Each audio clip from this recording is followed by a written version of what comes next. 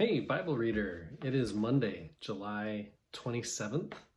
I do have to look at what the date is just about every time I refer to it nowadays. I don't know about you. But we are reading today Genesis 27, 28, and 29, and then Mark, the first half of Mark 15.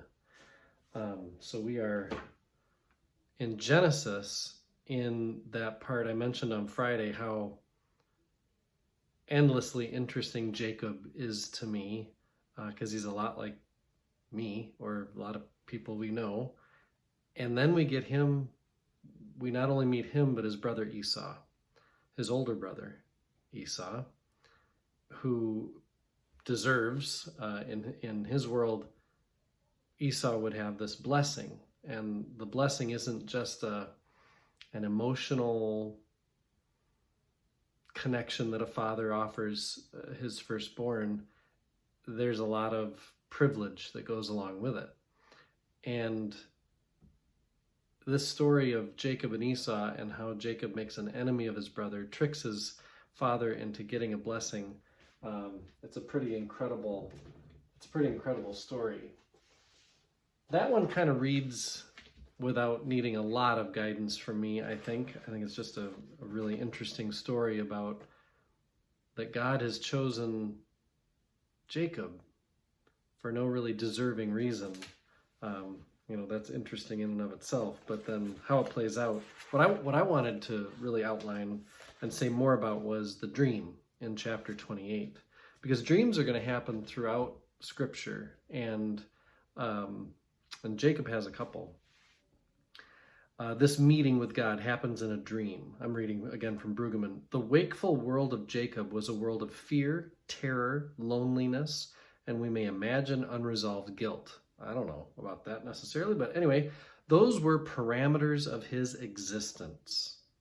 The dream permits the entry of an alternative into his life. The dream is not a morbid review of a shameful past. It is rather the presentation of an alternative future with God.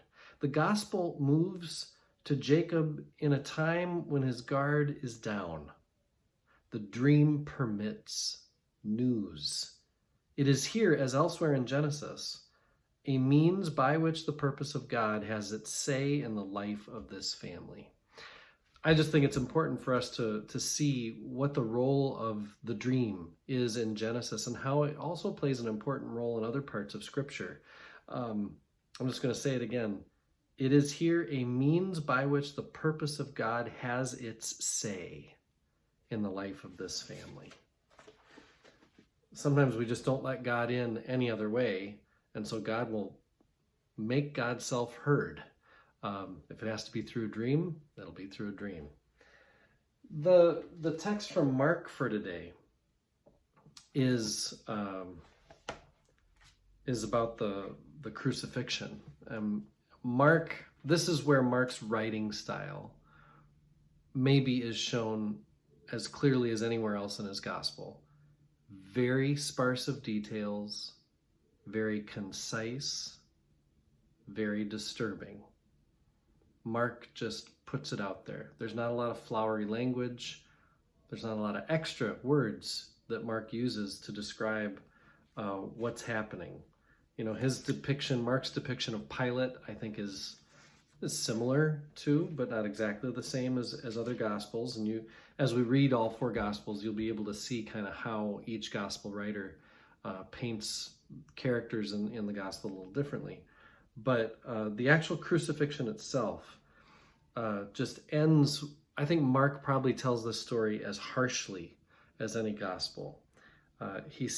People mocking him and spitting at him, and those who were crucified with him also taunted him. And that's what the crucifixion looks like. Desperate, lonely, taunting, awful.